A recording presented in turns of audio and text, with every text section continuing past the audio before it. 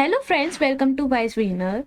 बच्चों, आज हम पढ़ेंगे तबले की वर्णमाला या तबला की वर्णमाला, दोनों एक ही बात है। ठीक है। तो बच्चों, पिछली वीडियो में हमने तबले का जन्म और क्रमिक विकास देखा था कि जन्म किसने कौन सा जन्म दिया है तबले को और उसका विकास वगैरह कब हुआ है। हमने ये सब अच्छे से समझा था। ठीक है। तो आज की वीडियो में हम तबला की वर्णमाला अच्छे से सीखेंगे। अगर हम तबले की वर्णमाला को अच्छे से सीख गए तो हम तबला बजाना भी अच्छे से सीख जाएंगे और ये भी समझ जाएंगे कि तबले में क्या क्या होता है, उसकी वर्णमाला कैसी होती है, ये सब। ठीक है। तो आज की वीडियो को लास्ट तक जरूर देखना जिससे कि अच्छे से आपको समझ में आ जाए। तो चलिए आगे देखते हैं। बच्चों, अगर आपको किसी और सब्जेक्ट की वीडियो चाहिए तो आप प्लेलिस्ट में जाके उस वीडियो को अच्छे से देख सकते हो और समझ भी सकते हो। ठीक है। तो जिस भी बच्चे ने तबले का जन्म और क्रमिक विकास की वीडियो नहीं देखी है तो पहले वो वीडियो अच्छे से देखिए, उसके बाद आप ये वीडियो देखना। क्योंकि जब तक आप उस वीडियो को अच्छे से समझ नहीं लोगे कि उसका जन्म कैसे हुआ, उसका विकास किसने करा, ये सब, तो जब ही आपको फिर समझ में आएगा कि तबले की वर्णमाला क्या है। ठीक है। तो पहले आप उस वीडियो को अच्छे से देखिए और समझिए। तो चलिए शुरू करते हैं। तबले की वर्णमाला। पहले हम समझेंगे कि तबले की वर्णमाला होती क्या है और इसमें क्या क्या आते हैं। ठीक है। उत्तर, जिस प्रकार प्रत्येक भाषा में अक्षर होते हैं और उन्हें वर्ण कहते हैं। ठीक है। जैसे कि जिस प्रकार प्रत्येक भाषा मतलब अलग अलग भाषा होती है, उसमें अक्षर होते हैं, उसी प्रकार अक्षर होते हैं तो हम उन्हें वर्ण कहते हैं। ठीक है। उसी प्रकार तबले में भी जिन अक्षरों का प्रयोग किया जाता है उन्हें भी वर्ण कहते हैं। ठीक है। यानी इसमें क्या है, जिस प्रकार प्रत्येक भाषा में अक्षर होते हैं उसी प्रकार तबले में भी अक्षर होते हैं और हम उन्हें क्या कहते हैं, वर्ण कहते हैं। ठीक है। इनकी संख्या के विषय में दो मत हैं। किसकी संख्या में? तबले की संख्या के विषय में दो मत हैं, दो मत। ठीक है। उन्हें 7 या अधिकांश लोग 10 मानते हैं। कुछ लोग इनके तबले के वर्ण को 7 मानते हैं या अधिकांश लोग जो होते हैं मतलब सबसे ज्यादा लोग जो होते हैं वो 10 मानते हैं। यह 10 वर्ण निम्नलिखित है, नीचे दे रखे हैं।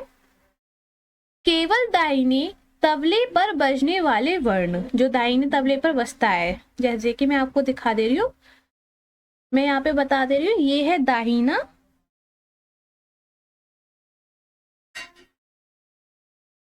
दाहिना। ठीक है। और ये है बाया। ठीक है। तो ये दाहिना तबला है और ये बाया है। नहीं, अगर हम केवल दाहिने तबले पर बजने वाले वर्ण मतलब ये है दाहिना, तो इस पर बजने वाले वर्ण देखेंगे कि इस पर कौन कौन से वर्ण बजते हैं। ठीक है। जैसे कि फर्स्ट है ता या ना। फर्स्ट क्या है? ता या ना।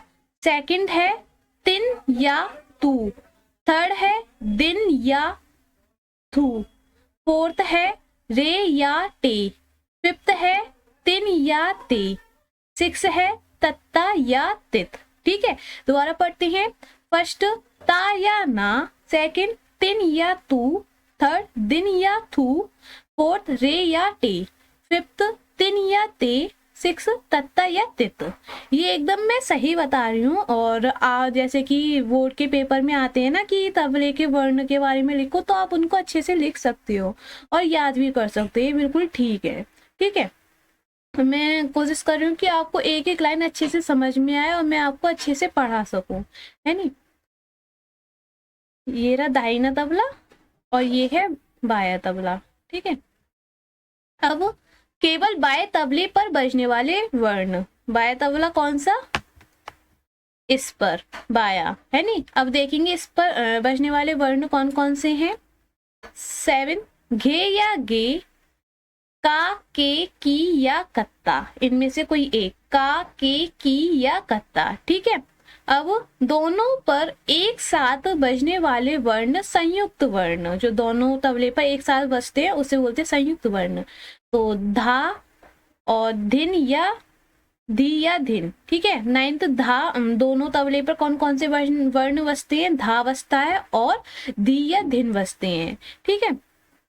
आगे देखेंगे, अब हम समझेंगे कि ये तबले पर कैसे बजते हैं, मतलब तबले पर इसकी आवाज हम कैसे निकालते हैं, ठीक है। पहले हम इसको अच्छे से समझेंगे, क्योंकि आप इन उंगलियों का अच्छे से प्रयोग करना सीख गए तो आप तबले पर अच्छे से बजाना भी सीख जाओगे, ठीक है। तो पहले ये सीखते हैं हम कि ये वाली अंगुली जो है इसको हम कनिष्ठ बोलते हैं, ठीक है। कनिष्ठ, तबले की भाषा में हम इसको क्या बोलेंगे, कनिष्ठ। और इसको हम अनामिका, अनामिका, ठीक है। और इसको मध्यमा, और इसको हम बोलेंगे तर्जनी,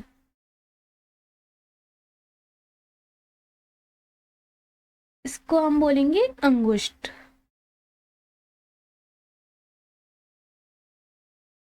ठीक है। अब देखो समझो, जब हमारा लेफ्ट हाथ है, ठीक है। अब जब हम तबले पर ये उंगलियों का प्रयोग करना सीख जाएंगे तो हम तबले को अच्छे से बजाने भी सीख जाएंगे, ठीक है। ये है कनिष्ठ, ये अनामिका, माध्यमा, तर्जनी और अंगुष्ठ। इनको आप अच्छे से याद कर लेना क्योंकि आगे इनका उपयोग होने वाला है, ठीक है।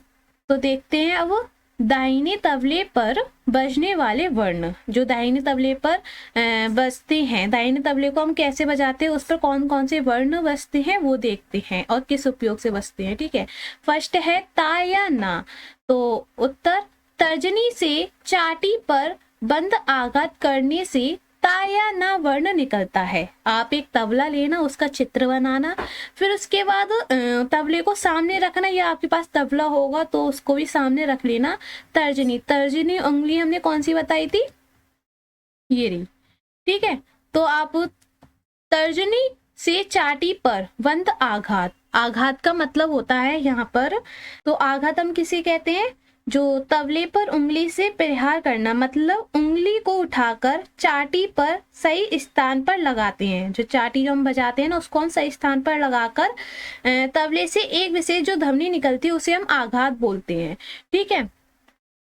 तो तर्जनी से चाटी पर बंद आघात करने से ता या ना वर्ण निकलता है। आघात करने के लिए अंगुली उठा लेनी चाहिए, दूसरी अंगुली ऊपर की ओर उठी हुई और तीसरी व चौथी अंगुलियां तबले पर अर्ध गोलाकार रूप में रखी रहेगी, ठीक है। तीसरी और चौथी उंगलियां कहाँ पर, अर्ध गोलाकार, मतलब अर्ध गोलाकार यहाँ पे, ठीक है। पहले हम ये वाला सीख रहे हैं ना, तो यहाँ पे तीसरी और चौथी उंगली हमारी यहाँ पर रखी रहेगी अर्ध गोलाकार के रूप में, ठीक है। तिन या तू, इसका उपयोग देखते हैं कहाँ पर होता है, कैसे होता है। ये इसलिए पढ़ना आवश्यक है क्योंकि इससे ना आप तबला बजाना सीख जाओगे। तबले का प्रयोग कहाँ पर कैसे होता है, कौन कौन से वर्ण निकलते हैं, ये सब, ठीक है। सेकंड, तिन या तू, अब हम इसका उपयोग देखते हैं। तर्जनी से लव या मैदान पर आघात करने से तिन या तू वर्ण निकलता है। कौन सा वर्ण निकलता है, तिन या तू। तर्जनी से लव या मैदान, उस पे हम आघात करते हैं, मतलब जब हम अपनी उंगली को उठाकर जब हम उस पर बजाते हैं तो तिन या तू वर्ण निकलता है। तीसरी और चौथी अंगुली की स्थिति पहले के ही समान रखते हैं, पहले के समान मतलब अर्धगोलाकार के रूप में ही रखते हैं तीसरी और चौथी अंगुली, ठीक है। मेरे पास तबला नहीं है, नहीं तो मैं आपको अच्छे से बजाना सिखाती, मतलब बजाकर दिखाती कि इनका उपयोग कैसे कहाँ पर हो रहा है, ठीक है। लेकिन मैंने दे दिया है, फिर भी मैंने आपको समझा दिया है। थर्ड, दिन या थू, दिन या थू का मतलब कहाँ पर, उपयोग कहाँ पर होता है, देखते हैं। उत्तर, चारों अंगुली से सियाई पर खुला आघात करने पर दिन या थू वर्ण निकलता है। खुला आघात मतलब जब हम अपने पूरे हाथ को, जो हमारी हथेली होती है उसको हम रख लेते हैं और हम उसको खुला आघात जो करते हैं जब हम बजाते हैं, तो वहां से दिन या थू वर्ण निकलता है, ठीक है। फोर्थ, रे या टे, इसका उपयोग कहाँ पर होता है? उत्तर, तर्जनी से सियाई के बीचों बीच बंद आघात करने पर रे या टे वर्ण निकलता है। जब बंद आघात तिन या ते माध्यमा और अनामिका से सियाई के बीचों बीच बंद आघात करने से ती या तिन या ते वर्ण निकलता है। ठीक है, कौन से? माध्यमा और अनामिका, इन दोनों से सियाई के बीचों बीच बंद आघात करने पर कौन सा वर्ण निकलेगा? तिन या ते। आपको ऐसे अच्छे से समझ में नहीं आ रहा होगा, अगर आपके पास तबला हो तो उससे आपको और अच्छे से समझ में आ जाएगा। ठीक है, आप बजा कर भी देखना। मैंने बता दिया है कि कौन सी उंगली का कहाँ पे उपयोग मतलब कैसे होगा, और मैंने ये देखो नाम भी बता दिया कि कौन सी उंगली को हम क्या कहेंगे तबले की भाषा में। जैसे कि इसको हम कनिष्ठ बोलेंगे, अनामिका, और ये मध्यम उंगली होती है तो उसको मध्यमा, और ये तर्जनी और ये अंगुष्ठ। ठीक है, ये भी बता दिए। तो आप तबले पर रखना और फिर बजाकर देखना। जैसे यहाँ पे ये वर्ण दे रखे हैं ना, तर्जनी से चाटी पर बंद आघात करने पर ता या ना वर्ण निकलता है, तो अपनी तर्जनी उंगली लेना और चाटी पर रखना और बंद आघात करना, तो देखना कि ता या ना वर्ण निकल रहा है कि नहीं। ठीक है, साथ ही साथ बजाकर देखना आप अच्छे से, इससे आपको लगेगा कि हाँ सच में बज रहा है और इसका उपयोग हो भी रहा है। ठीक है। 6 तत्ता या तित। उत्तर, तीनों उंगली तर्जनी, माध्यम, अनामिका, तीनों उंगली को लेना है अपनी तर्जनी, माध्यमा, अनामिका से सियाई पर बंद आघात करने से तत्ता या तित वर्ण निकलता है। ठीक है, अब हम देखेंगे बाएं तबले पर बजने वाले वर्ण। जो बाएं तबला है उस पर कौन कौन से वर्ण बजते हैं। घे या गे, देखते हैं इसका उपयोग।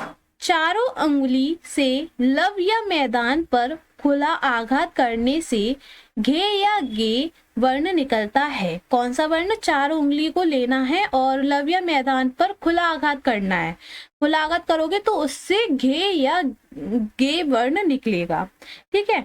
8 का, के, की या कत्ता, इनमें से कोई सा भी ले लेना। की या कत्ता ले लेना, के या कत्ता ले लेना, कोई सा भी ले लेना। ठीक है, तो देखते हैं इसका उपयोग कैसे होता है। जब हम हथेली से सियाई पर बंद आघात करते हैं, बंद आघात करते हैं अपनी हथेली से सियाई पर, तो का, के, की या कत्ता वर्ण निकलता है।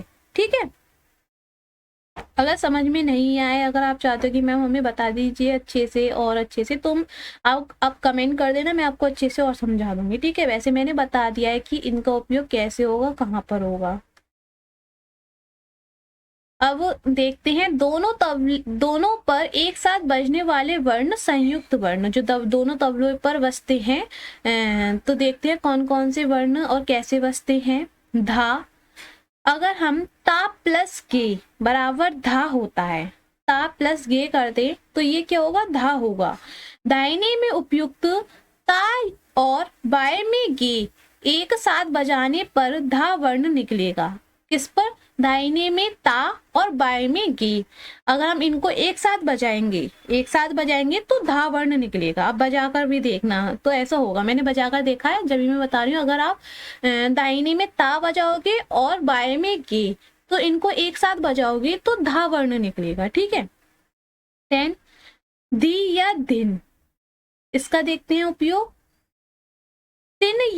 तिन प्लस गे बराबर धिन होता है। क्या? तिन प्लस गे बराबर क्या होता है? धिन होता है। दाहिने में तिन, हमको दाहिने में तिन बजाना है और बाएं में गे बजाना है। इनको हम अगर एक साथ बजाते हैं, तिन या गे को हम एक साथ बजाएंगे तो क्या निकलेगा? धिन वर्ण निकलेगा। ठीक है, तो ये थी आज की वीडियो तबले की वर्णमाला। मैंने यहाँ पे अच्छे से बता दिया कि कौन से वर्ण का कैसे उपयोग कहाँ पर होगा, मैंने अच्छे से बता दिया है। अगर समझ में भी नहीं आया होगा तो आप इन सबको अच्छे से पढ़ना, फिर देखना कि कौन सा वर्ण कहाँ पर निकल रहा है, बजा कर भी देखना। अगर तबला ना हो तो चित्र ले लेना, चित्र में तबले को बना लेना, फिर बजा कर देखना, फिर आपको अच्छे से और समझ में आएगा। अगर आपको मतलब ऐसे समझ में नहीं आ रहा, आप चाहते हो कि मैं चित्र लेकर आऊं फिर उसको मैं अच्छे से आपको बजा कर दिखाऊं, तो मैं ये कर सकती हूँ, आप कमेंट करके मुझे बता देना, ठीक है। तो उम्मीद करूंगी कि आपको आज की वीडियो अच्छी लगी होगी, और अगर आपको अच्छे से समझ में नहीं आया हो तो आप मुझे कमेंट कर सकते हो, मैं और अच्छे से समझा सकती हूँ। लेकिन मैंने आपको सब चीज़ बता दिया है कि कैसे कहाँ पर उपयोग होता है। तो चलिए अब हम मिलेंगे अगली नेक्स्ट वीडियो में, तब तक के लिए अगर वीडियो अच्छी लगे तो वीडियो को लाइक कर देना, चैनल को सब्सक्राइब कर देना, शेयर करना मत भूलना। तब तक के लिए बाय बाय।